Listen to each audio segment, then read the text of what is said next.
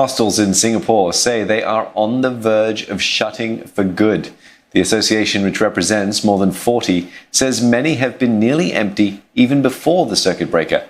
They can't check in locals on staycations, and there aren't any tourists around to tide them over. That's even as almost every other sector began opening doors a week ago.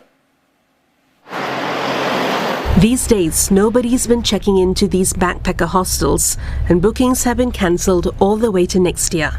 All they were left with were those who had to serve stay-home notices, and that didn't last long.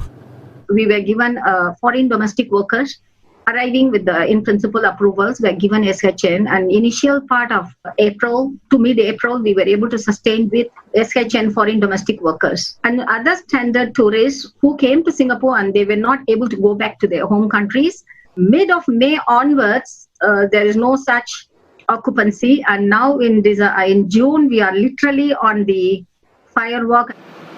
Earlier this year, hostels also housed Malaysian workers stranded in Singapore when borders closed. But this could suddenly end once daily commuting across the causeway resumes. To prepare for this, hostels say they've been reaching out to stakeholders to host healthy foreign workers, in particular those in the construction sector or those staying in dormitories who need alternative housing. We have existing infrastructure to house them, and in terms of bunk beds, we already have it available.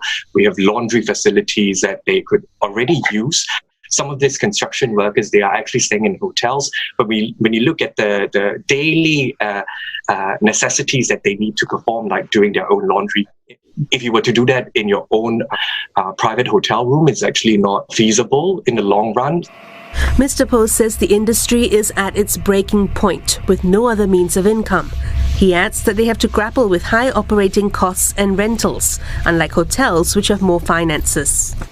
One of our members actually expressed to us that one of the local banks have specifically said that they will not be able to support the hospitality industry. And that's extremely concerning for us as we try to refinance and live through this period. A lot of our operators are already expressing that they won't be able to sustain through next month even. So we are at a tipping point right now that there's just basically, it could be the end of our industry. In response to CNA's queries, the Singapore Tourism Board says hostels are allowed to remain open and can house foreign workers as well as foreigners affected by travel restrictions.